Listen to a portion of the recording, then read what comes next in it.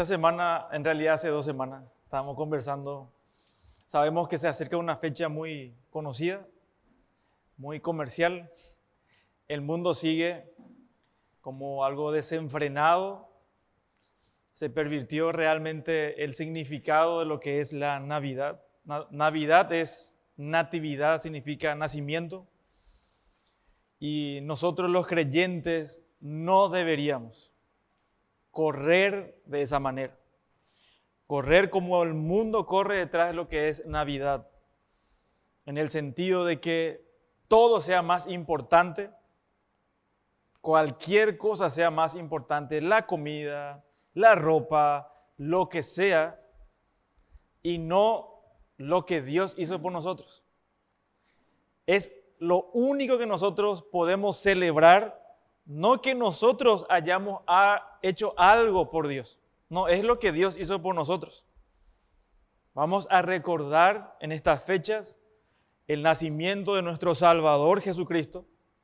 Entendemos que no fue en diciembre, entendemos que no es la fecha, pero entendemos también, y hay un hecho histórico de que nuestro Salvador nació. Y es importante que nosotros los creyentes tengamos en perspectiva correcta y en esta semana no nos desenfrenemos, no perdamos el testimonio porque son fechas donde se celebran y todo el mundo está tomando, se está emborrachando.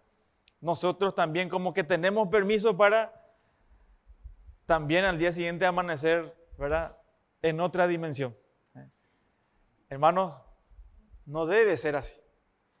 De verdad deberíamos aprovechar nosotros como familia y centrarnos en la persona de Cristo. Y justamente hablando con mi esposa, me decía ella, sería bueno que en esta Navidad, cuando nos reunamos, no se esté hablando de muchas cosas sin sentido, sino que haya una reflexión respecto a lo que se está celebrando. Y de verdad, hermanos, es mi deseo que cada uno de nosotros, este sábado a la noche, este sábado cuando nos reunamos, nos centremos y conversemos y que de este estudio que vamos a enseñar, vamos a aprender en esta noche, lo sigan ustedes recordando, hablando al respecto. Hay tantas riquezas de lo que vamos a aprender hoy en esta noche, nunca jamás, ni aunque seamos los de mentes más brillantes, vamos a comprender lo que este pasaje nos va a decir. En el Evangelio de Juan capítulo 1, nosotros vamos a estudiar hoy versículos 9 al 13, pero el gran contexto es del 1 al 18, que leímos al principio.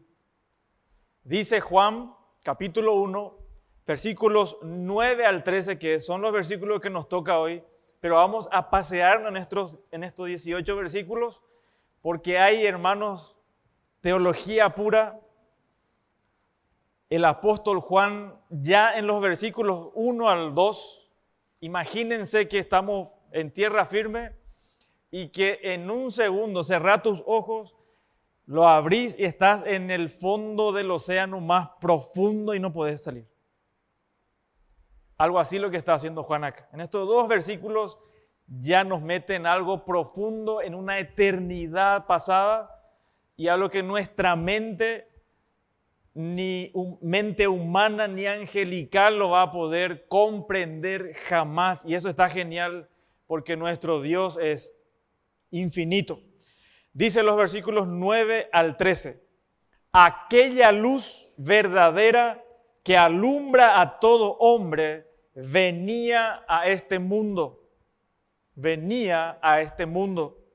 En el mundo estaba, y el mundo por él fue hecho. Pero el mundo no le conoció. A lo suyo vino y los suyos no le recibieron. Mas a todos los que le recibieron, es decir, a los que creen en su nombre, les dio potestad o el derecho de ser hijos de Dios, los cuales, estos hijos de Dios, no son engendrados de sangre, ni de voluntad de carne, ni de voluntad de varón, sino, dice Juan, de Dios, sino de Dios.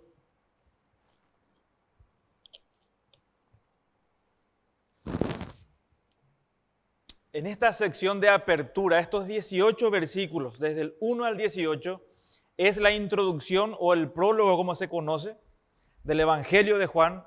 Estos 18 versículos él lo va a desarrollar en el resto de su Evangelio. Cada parte va a desmenuzar y va a expandir las verdades que se encuentran en estos versículos, en estos 18 versículos.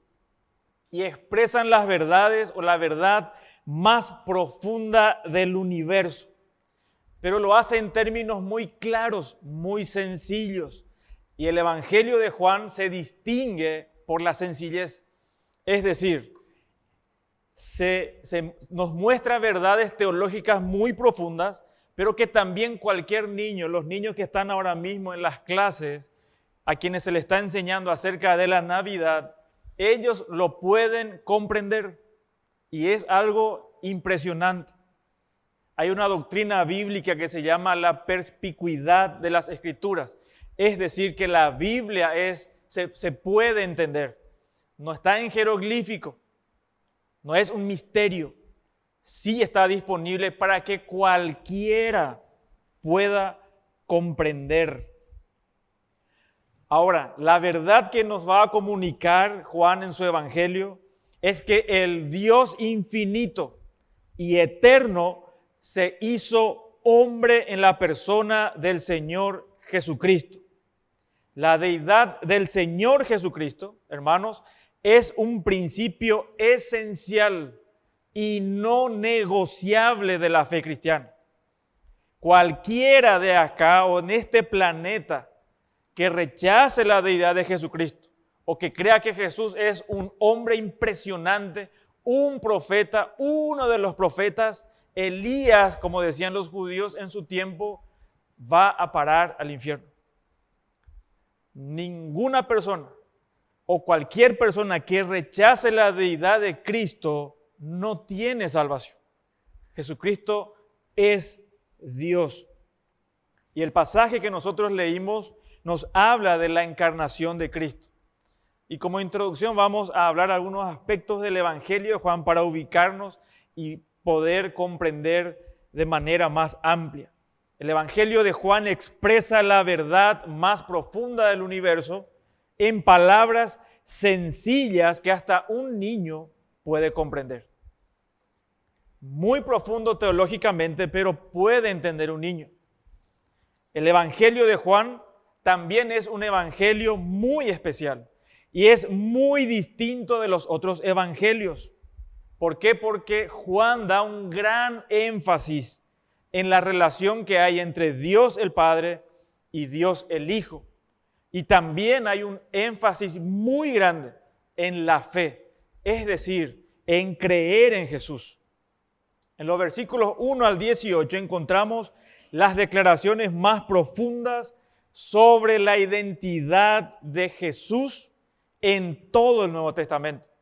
No hay otros textos que nos muestren tan claramente la identidad del Señor Jesucristo, quién es Jesús, que lo que encontramos acá en estos primeros versículos y acá en el Evangelio de Juan. En todo el Testamento, en todo el Nuevo Testamento no hay un lugar más claro, más en donde podamos ver a nuestro Señor quién es realmente. Y también es interesante que el apóstol Juan en este libro nos da específicamente, nos da el propósito. Abrí tu Biblia, por ejemplo, en el capítulo 20, verso 31. Capítulo 20, verso 31. Juan 20, 31.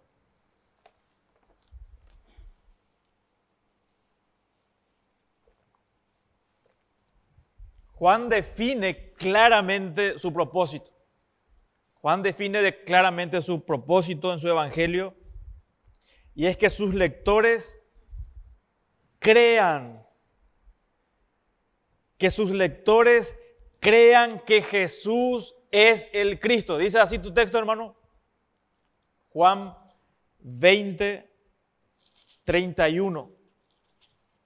Juan 20, 31. En el versículo 30 dice así: hizo además Jesús muchas otras señales en presencia de sus discípulos, las cuales no están escritas en este libro. Juan dice que dejó muchas señales afuera, muchas cosas que hizo Cristo, muchas señales que hizo Cristo dejó afuera. Pero él recopiló ciertas señales con un propósito muy definido. ¿Y cuál es ese propósito? Pero estas, dice Juan, se han escrito para que creáis.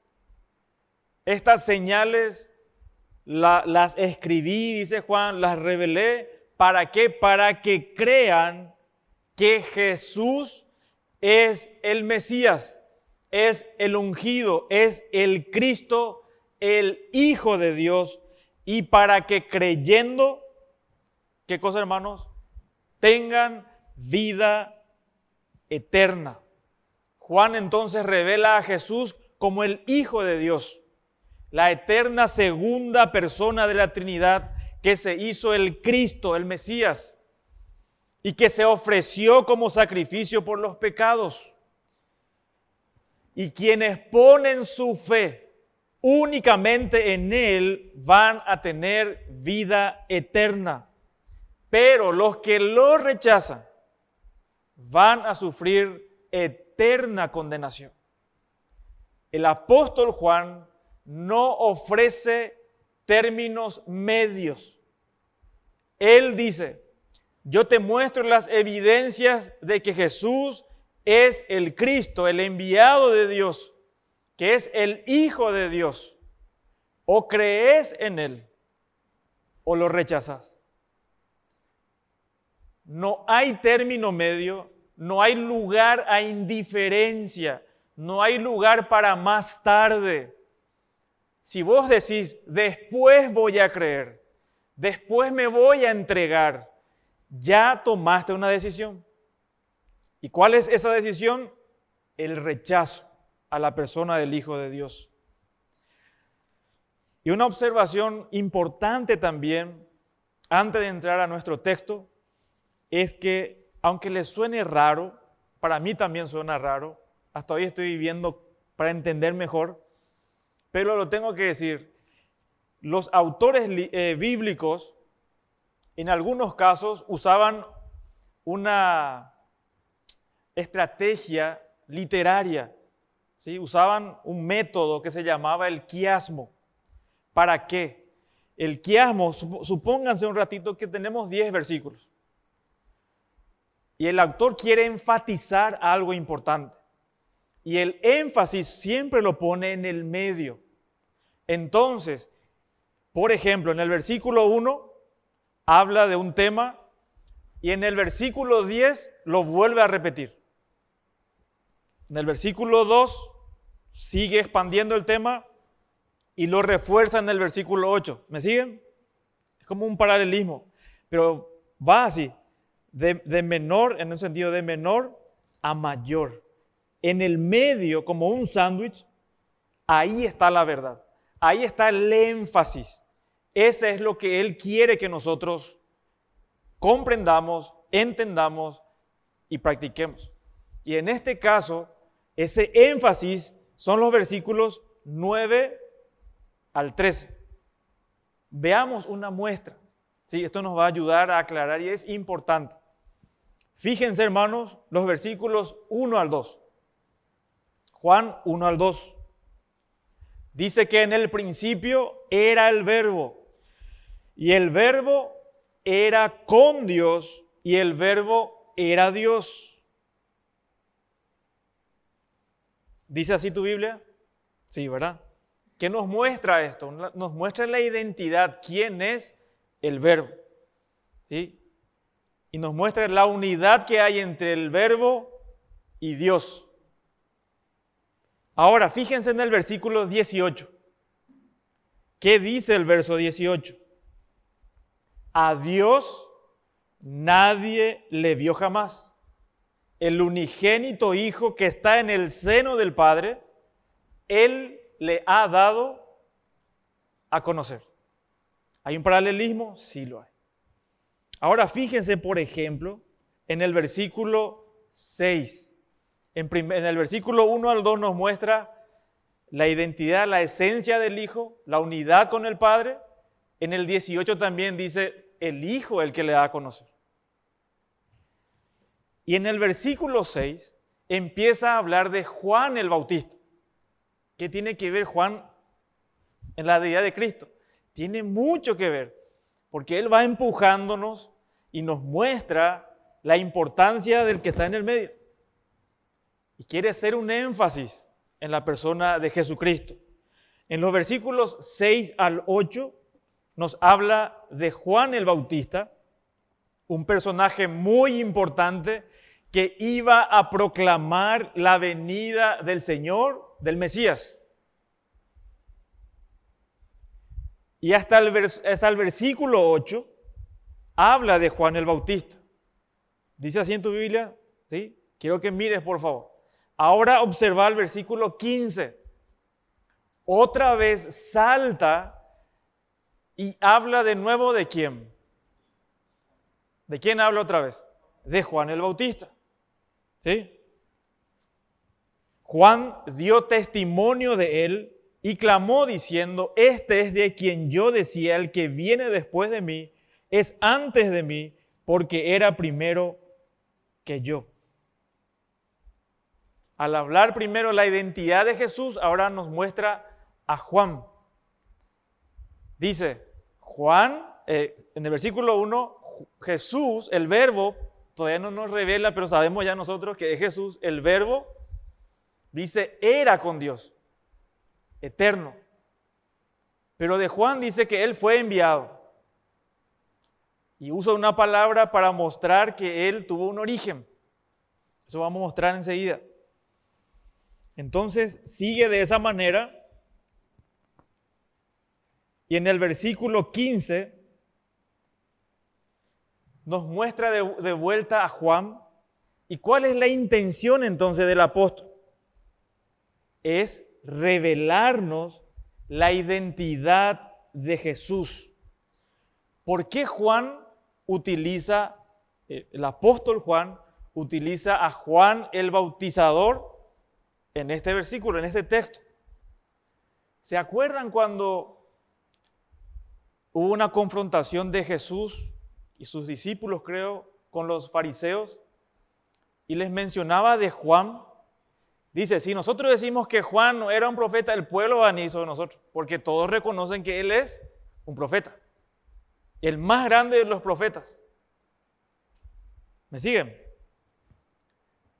Ahora, Juan está mostrando un testimonio, está evidenciando que Juan el Bautista estaba dando testimonio de este verbo, de este Jesús.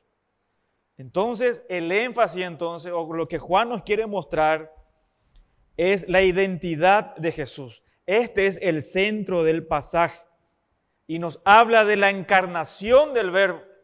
Y no solamente eso, sino cuál va a ser la respuesta al verbo.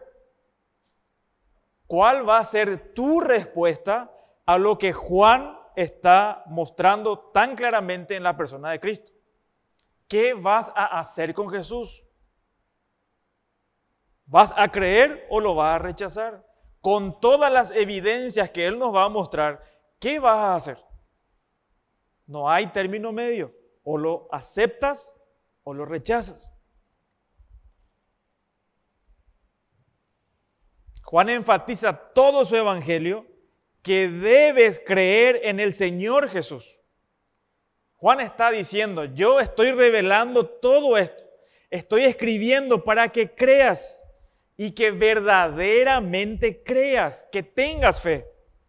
No solo que Jesús existió, ni tampoco que es la esencia del Padre, sino que deposites tu fe únicamente en Él. Y ese es el centro mismo de estos versículos 1 al 18. Podemos hablar al final, si es que se confundieron, la idea es aclarar, pero está ahí. Juan usa este recurso literario y es importante. Por eso nos damos el tiempo para aprender de ello. Todos debemos responder a esta verdad. No hay otra opción. Si Jesús es quien dice ser y es la persona a quien Juan está mostrándonos, hay que responder. Hay que responder. No se puede ignorar esta verdad. Si ignoras a Jesús, realmente ya respondiste. Estás diciendo que no lo deseas, que lo rechazás. Si sos indiferente a Jesús, si sos indiferente a Jesús, ya lo rechazaste. Y en esta noche, si hay personas que todavía no han creído en Cristo verdaderamente como su Señor, como su Dios, mi deseo es que hoy lo hagas, que ya no estés claudicando entre dos pensamientos, sino que te decidas de una buena vez y clames al Señor por misericordia. Entonces, hermanos, vamos en forma de pregunta, vamos a responder 3 cosas. Y es de algo que me gustaría que sigamos conversando en estos días. Son 3 preguntas. En primer lugar, ¿quién es el Verbo? ¿Quién es Jesús? Esa es la primera pregunta que vamos a contestar en estos textos. ¿Por qué vino al mundo? La segunda pregunta. La primera pregunta entonces, ¿cuál es? ¿Quién es el Verbo? ¿Quién es Jesús? La segunda pregunta, ¿por qué vino al mundo? Y la tercera pregunta, ¿cómo vas a responder a su venida? Respondamos la primera, hermanos. ¿Quién es el Verbo? Y si comprendemos esta verdad, no cierres tu mente. Ya sabemos que es Jesús. Eso es ser simplista. Jesús no tiene fondo, hermano. Él es Dios. Y siempre hay algo que aprender de su persona. Es inagotable. Por eso hay tantos himnos. Por eso tantas canciones. Y van a seguir habiendo canciones. ¿Por qué? Porque Jesús es inagotable. Y cómo deseo que nosotros podamos verlo un poquito más profundo.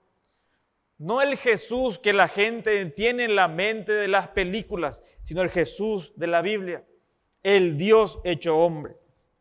Dice el texto del versículos 9 al 10, aquella luz verdadera que alumbra a todo hombre venía a este mundo.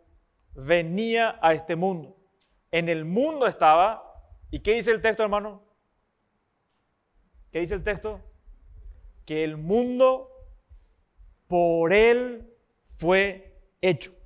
Y los 2 primeros versículos, siendo tan cortitos, nos arrojan, dice alguien, en las aguas profundas de la eternidad pasada. Por ejemplo, verso 1.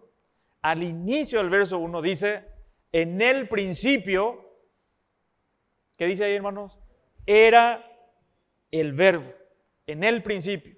Y enseguida lo que vos y yo y todos los lectores de este evangelio tienen que hacer cuando ve esta frase en el principio, se tiene que ir ¿a dónde? Génesis 1:1, porque hace referencia a ese tiempo, a Génesis 1:1. En el principio creó Dios los cielos y la tierra.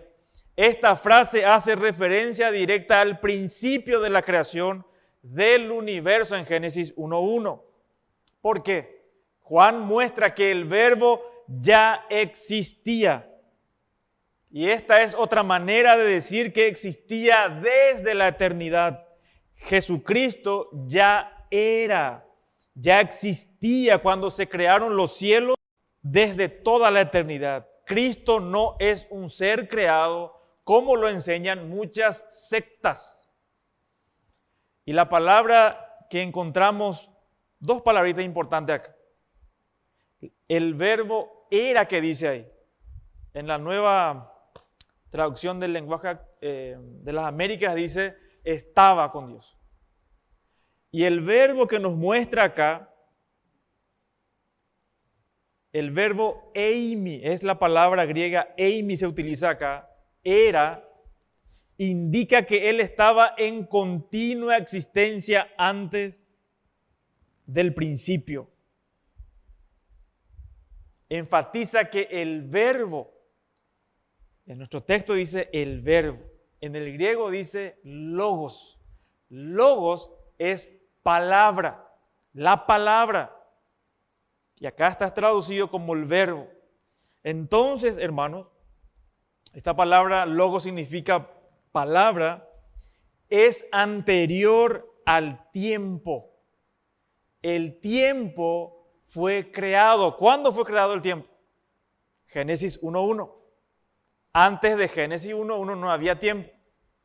Es la eternidad. Nosotros podemos ser perezosos, quedarnos en nuestras casas sin trabajar, teniendo buenísimas ideas, pero el tiempo corre. El tiempo no se va a detener.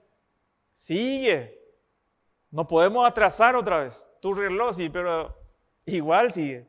No te va a hacer caso. El tiempo fue creado. Y lo que quiere mostrar Juan es que el verbo, el logos, ya existía desde el principio. Él no fue creado. Y esta es una prueba de la divinidad o la deidad de Cristo. ¿Por qué?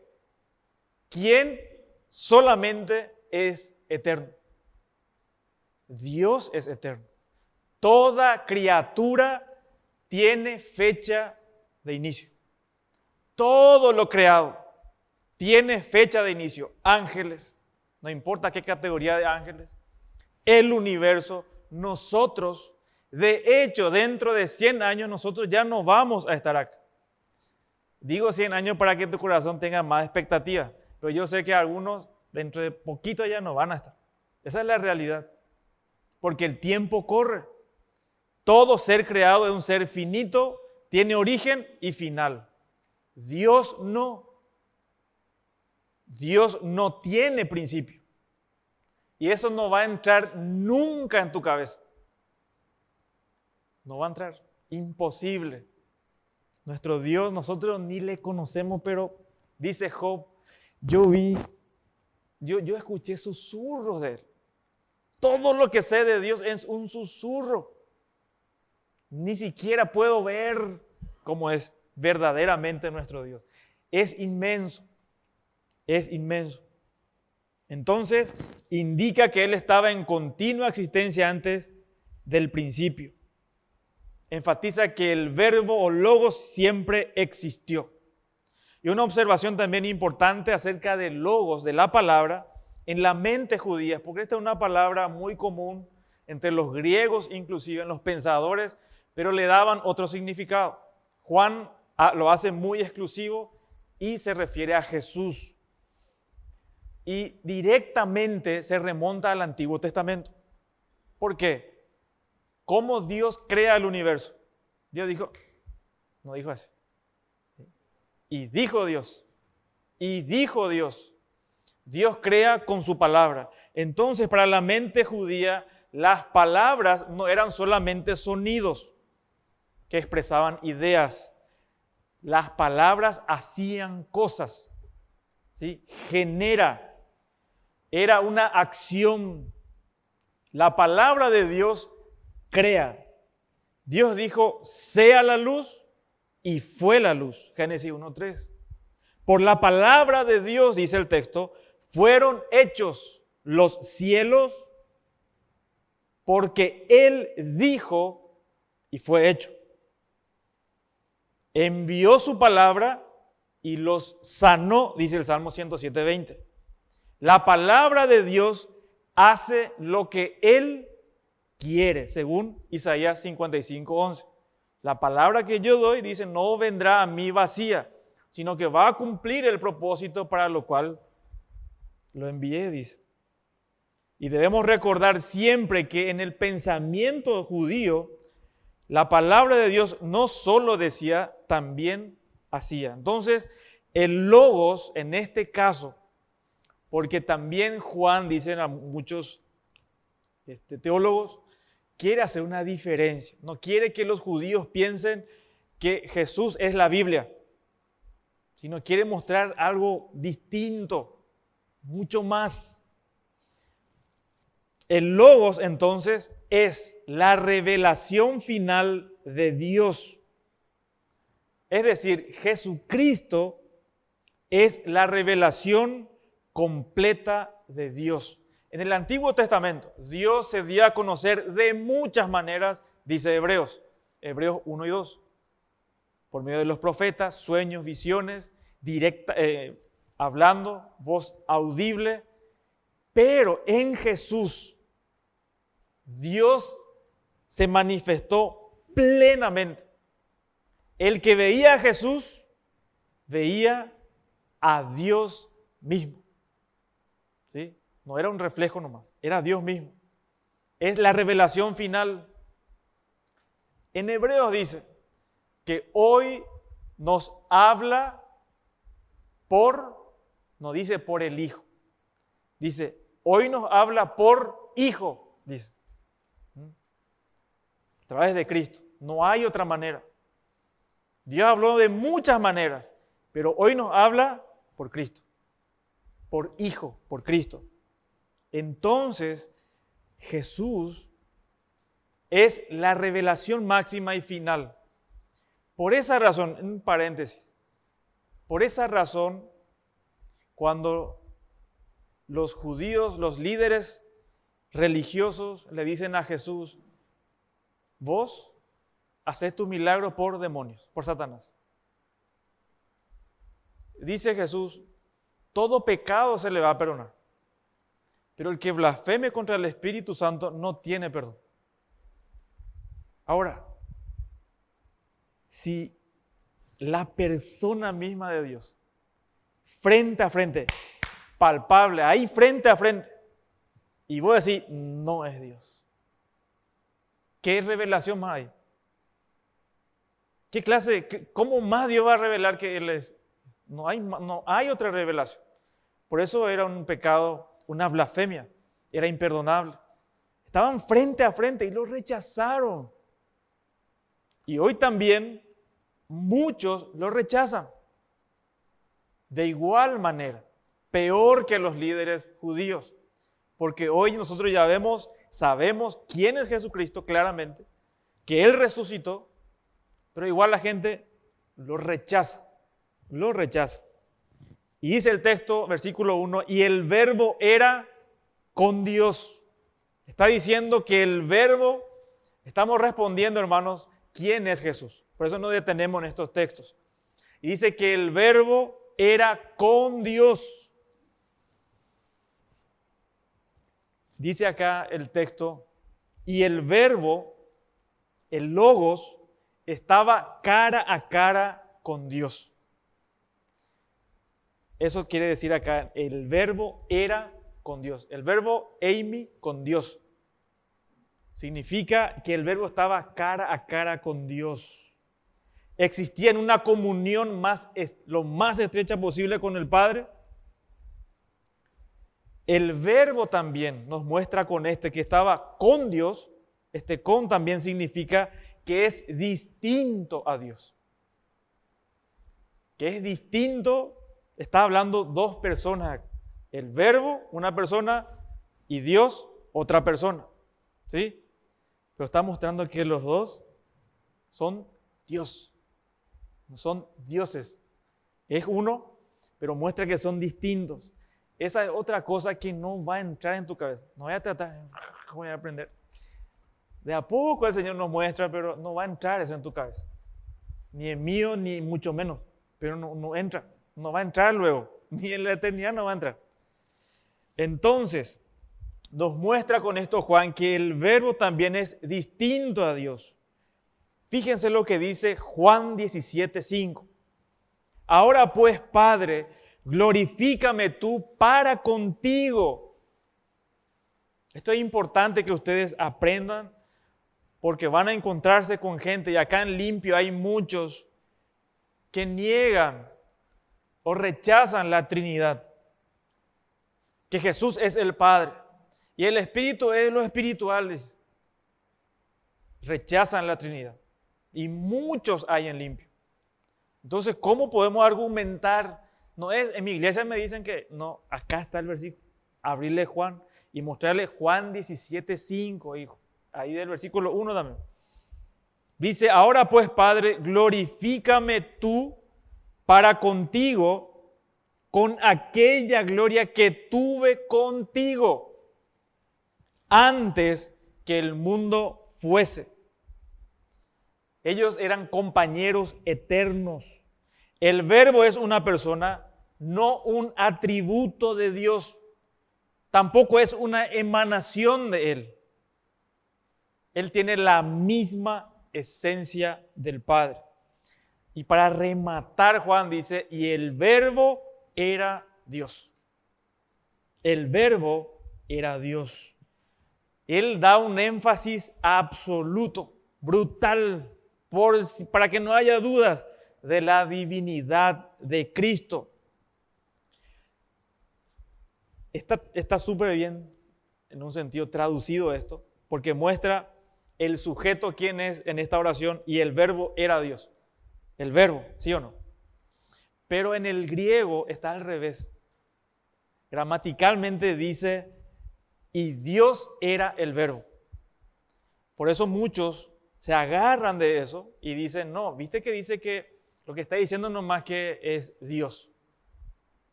No que hay dos personas distintas. Pero en este caso,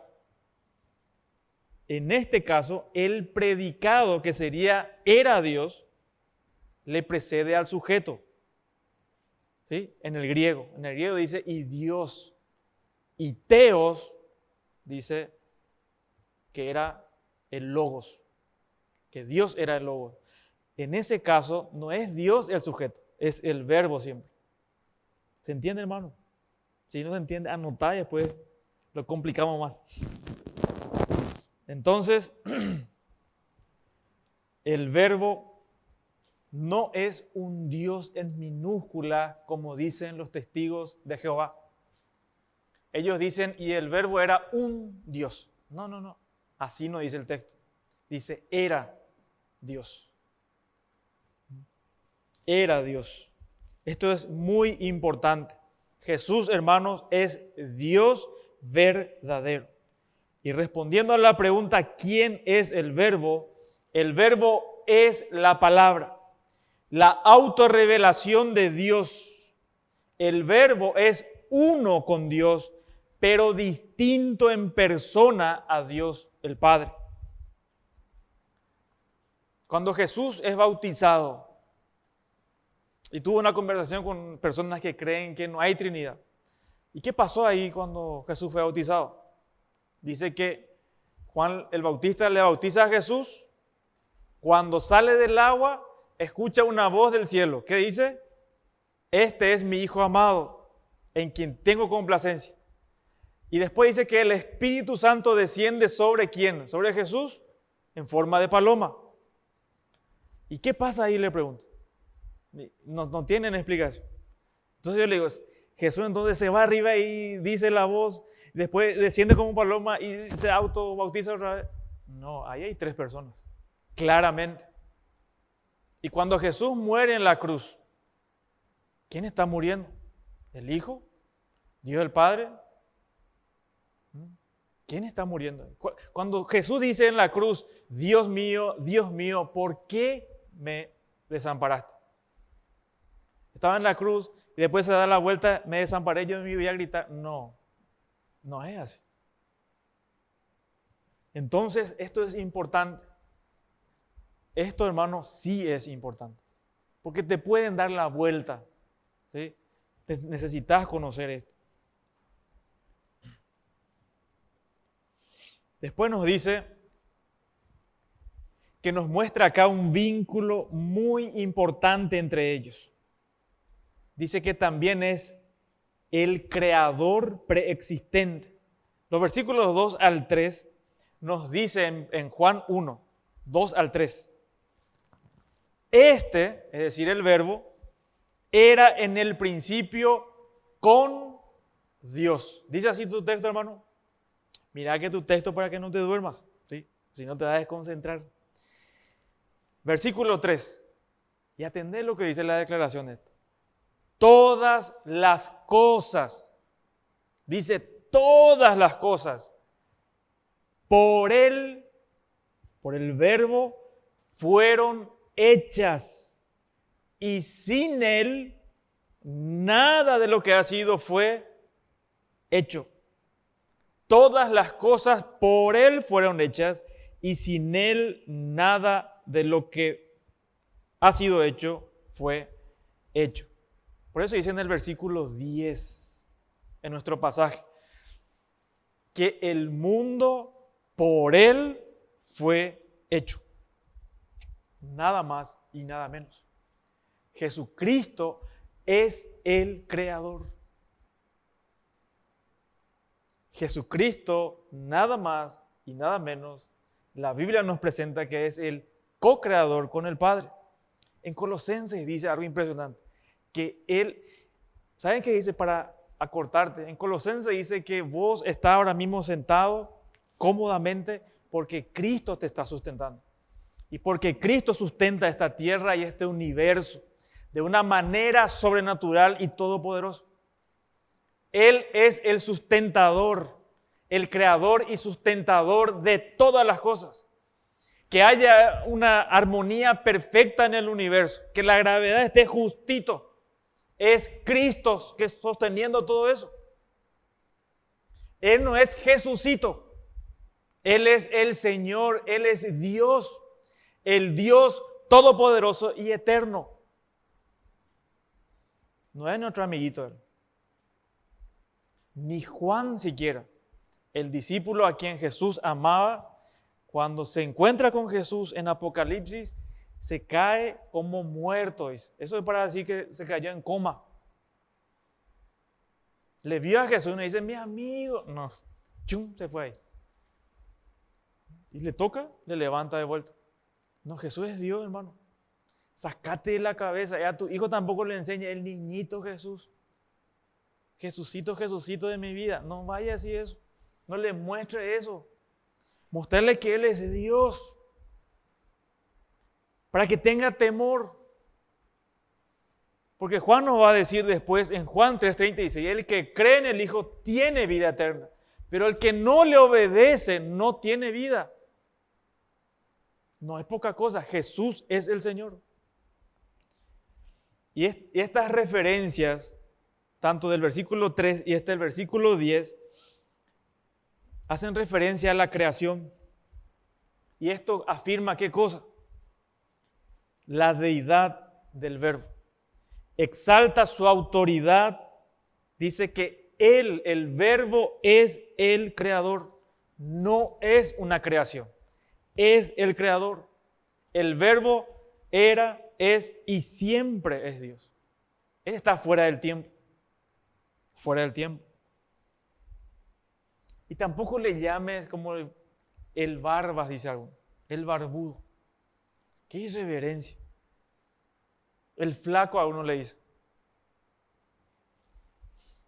Nada que ver, hermano. Eso es blasfemia. Ese no es nuestro Señor. Nosotros tenemos que tener temor de Él. El inconverso le trata así. El inconverso no le conoce luego. No le conoce. Él es el Señor. Y ese inconverso, o todos los demonios e inconversos, van a arrodillarse algún día. Y van a reconocer, dice Filipenses, que Jesús es el Señor. Van a tener que hacer. Hermanos, para que la venida de Cristo tenga alguna importancia, la primera venida, estamos hablando de esa primera venida, y para que nuestra salvación pueda llevarse a cabo, Él tiene que ser Dios. Si Jesús no es Dios, estamos perdidos. Y Jesús, hermanos, es Dios. Tiene toda la autoridad de Dios como el Verbo. Jesús es el Verbo. es uno en esencia con el Padre, es co-creador con el Padre. El Padre le da toda autoridad sobre la creación, pero a la vez también es distinto en persona, lo cual permite a Él, y esto es importante, que Él fuera otra persona. ¿Por qué? Porque Dios el Padre no fue el que se encarnó, es el Hijo. No es Dios el Padre el que se hizo hombre, es el Hijo. Es el Hijo el que se encarna. Es el Hijo al que le da a conocer a Dios. Y dice, si están en YouTube, y yo sé que sí están en YouTube, está viendo algo, te va a salir una propaganda de los mormones. Y lo que va, y dice con una voz, y da gusto escucharle, porque articulan demasiado bien, ¿verdad? Todo suavecito. Lo que estás a punto de hacer. ¿Quién no quiere escuchar eso, verdad? ¿Vieron ya? ¿Sí? Y dice, Él es tu Padre. Y algún día le vas a mirar en los ojos. Mentira. Están mintiendo. Eso no es cierto.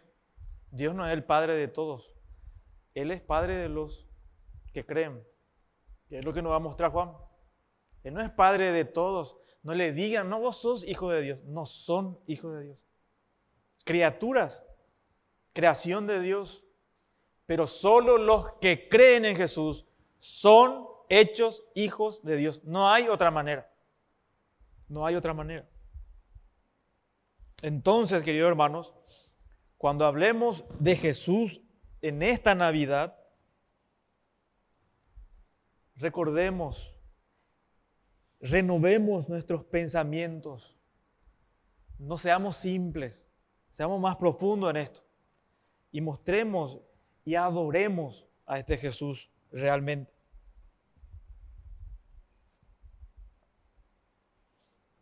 Jesús es Dios sobre todo, Rey sobre todo, Creador de todo. Y la Biblia dice que Él vino a la tierra. Por eso es crucial que entendamos quién es Jesús. El Verbo encarnado, Dios hecho hombre. Y yo no entiendo, y ese es un misterio, ¿por qué Él vino a este mundo? Sí, los versículos dicen que vino para rescatarnos. Él vino en una misión de rescate. Y cuando Él nace en un lugar, estamos viendo en una predicación justamente de nuestro hermano Pelufo, hablando de Lucas, nos muestra, por ejemplo, que Jesús nace en Nazaret. Ni existe en la historia el nombre de Nazaret, porque era irrelevante. No había ninguna ruta importante sobre Nazaret. Máximo 200, 300 habitantes. Y encima una mujer, en un sentido común también, dice una virgen, y eso era común también en esa época. Nadie le estaba recibiendo. No estaban esperando caravanas para recibirle a Jesús. No. Anonimato total.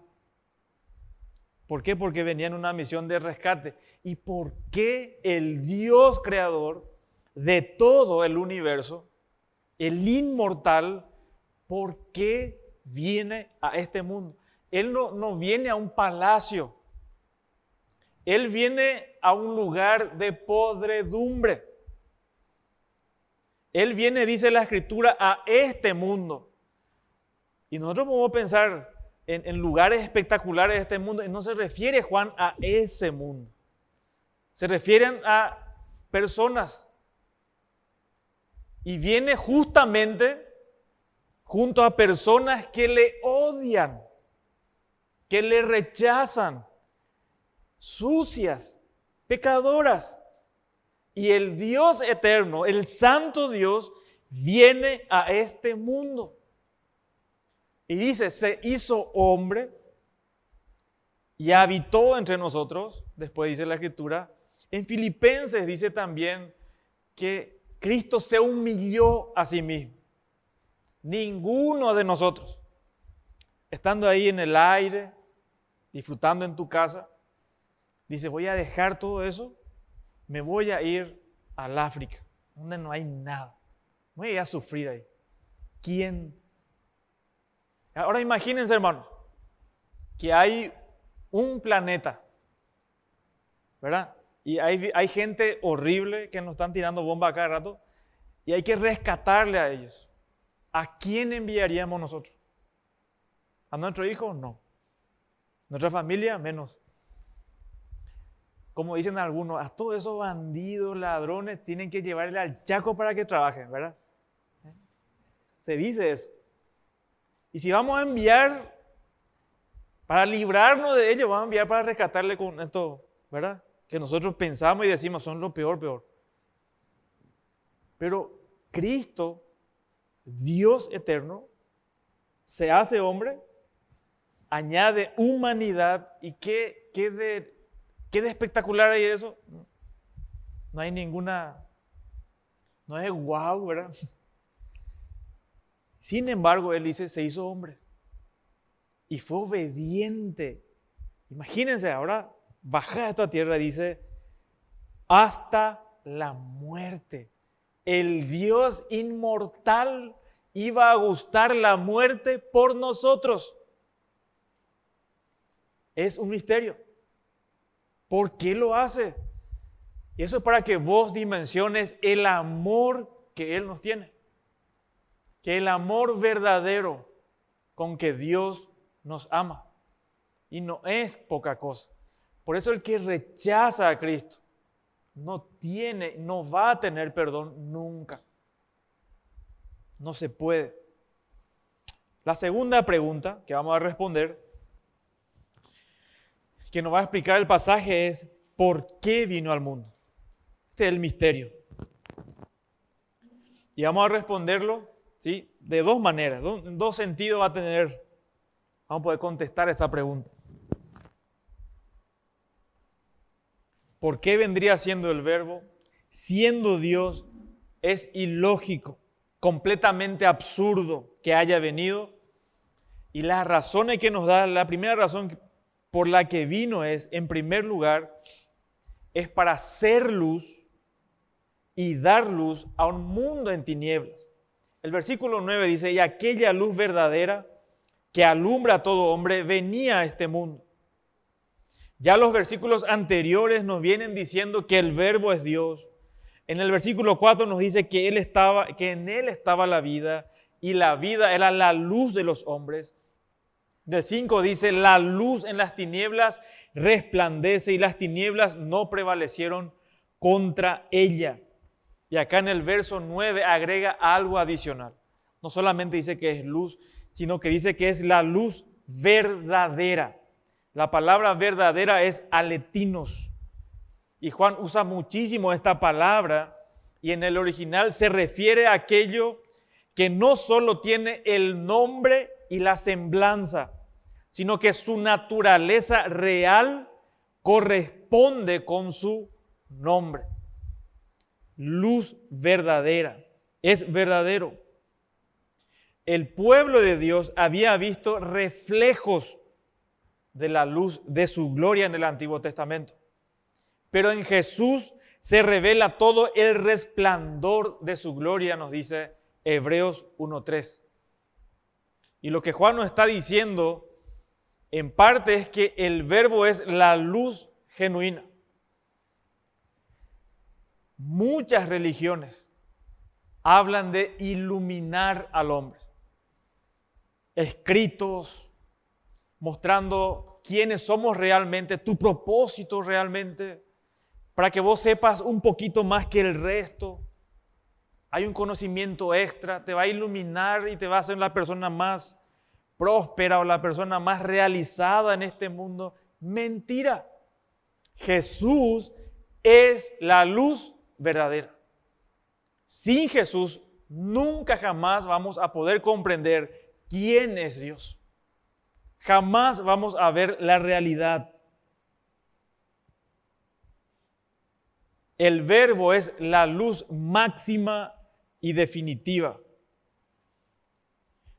Nosotros sabemos que en el Antiguo Testamento, por medio de las revelaciones que se daba por medio de la ley y la sabiduría, se le daba cierta luz a las personas.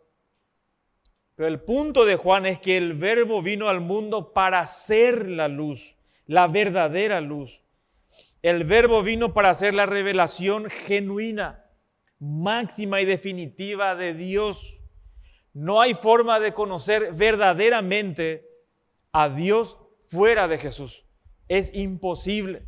No hay método, no hay religión, no hay cosa que puedas hacer para conocer a Dios. Únicamente es a través de Jesús. Él es la fuente de nuestra fe, de nuestro crecimiento. Él es la verdadera luz genuina y definitiva. Él no vino solamente para hacer y dar luz a este mundo, sino para mostrar también la gloria de Dios. En el versículo 14 dice, y aquel Verbo fue hecho carne y habitó entre nosotros. Y vimos su gloria, gloria como del unigénito del Padre, lleno de gracia y de verdad. Rápidamente, hermanos, en el Antiguo Testamento, los judíos podían ver este resplandor de Dios en el tabernáculo o en el templo. Y el texto acá nos dice que el Verbo fue hecho carne y la palabra que utiliza es habitó. Habitó. Ahora, vean lo siguiente. Esta palabra es la palabra griega eskenó, así se escribe. Significa plantar una tienda. Plantar una tienda. Cuando el ángel le dice a María que van a ser Emmanuel, que significa Dios con nosotros. Lo que está diciendo acá que Dios mismo va a estar en medio nuestro. Y esta es la persona de Jesús. Hizo su tienda, dice acá, en este mundo. Tabernaculeó, se le puede decir. Alguien lo menciona de esa manera. Él mismo plantó una tienda. El pueblo de Israel se dividían en cuadrillas, vamos a decir, por tribus, y todos querían estar cerca de ¿qué lugar? Del tabernáculo, de la presencia de Dios. ¿Sí? Todos deseaban. Algunos estaban un poco lejos, algunas tribus estaban cerquita. Pero acá dice que Él mismo está entre nosotros. A Felipe le dice, ¿cómo me dices? Muéstranos al Padre. Yo soy, le dice. El que me ha visto a mí, ha visto al Padre. Jesús muestra la gloria, el carácter mismo de Dios. Cuando nosotros vemos a Jesús llorar, tener compasión, amar a las personas, ese es el carácter de Dios, hermano. Es el carácter de Dios. Esta palabra es muy intencional de parte de Juan, porque se usaba para decir que Dios estaba en medio del tabernáculo, o se mostraba por medio en el templo, pero acá dice Juan, no, Él está con nosotros acá. Él está en medio nuestro. Cuando el Verbo se encarnó, Él habitó su presencia literalmente con nosotros. Vivió entre nosotros y nos mostró la gloria del Padre como nunca se ha visto antes y nos manifestó el carácter de Dios de una manera increíble y vimos su gloria, dice, lleno de gracia y de verdad. Gracia y de verdad. Entonces vamos a saltear un poquito. La segunda pregunta, ¿por qué vino al mundo? Entonces tenemos estas dos razones.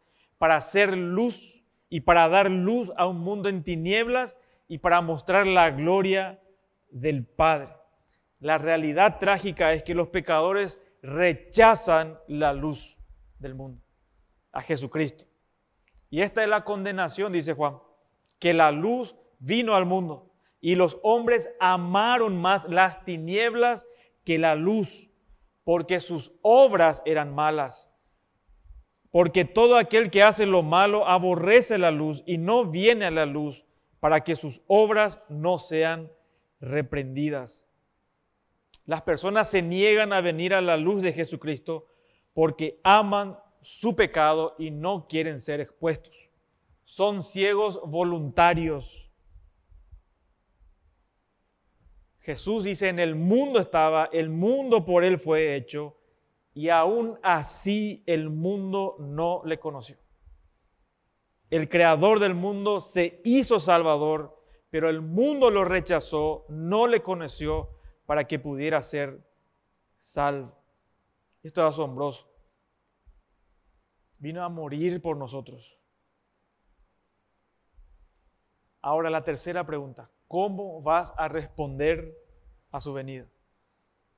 ¿Quién es el Verbo? Es Dios hecho hombre, el Señor Jesucristo. ¿Para qué vino? Para dar y traer luz. Y esa luz resplandeció en muchos de nosotros por medio de su evangelio. Y debemos estar profundamente agradecidos, hermano. Y esta es una pregunta muy necesaria. Su venida a la tierra y su increíble amor demostrado por la muerte del Hijo de Dios demanda una respuesta.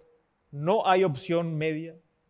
Juan en todo momento nos presenta estas dos únicas opciones.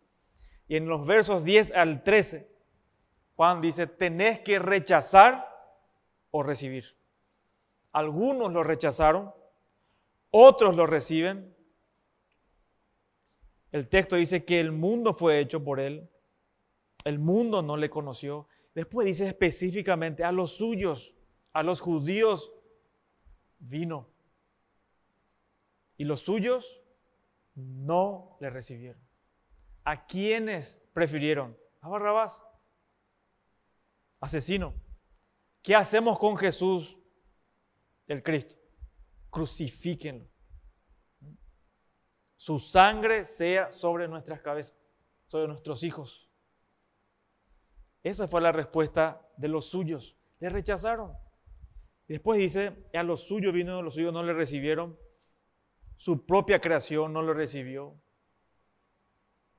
Y esta es la realidad del mundo.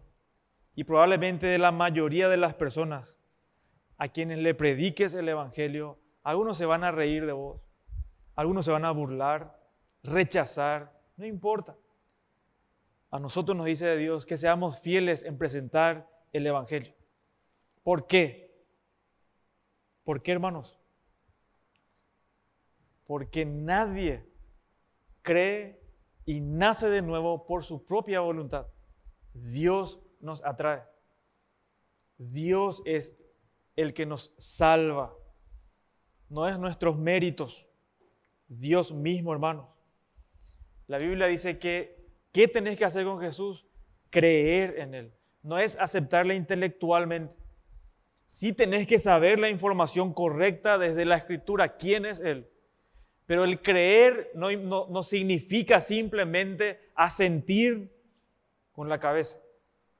El recibir a Cristo. Nosotros antes le decíamos a la gente, recibile a Jesús, ora conmigo esta oración. No existe tal cosa. El recibir que se demuestra acá nos explica Juan que es los que creen en Él, los que creen en su nombre y la fe verdadera en Jesucristo.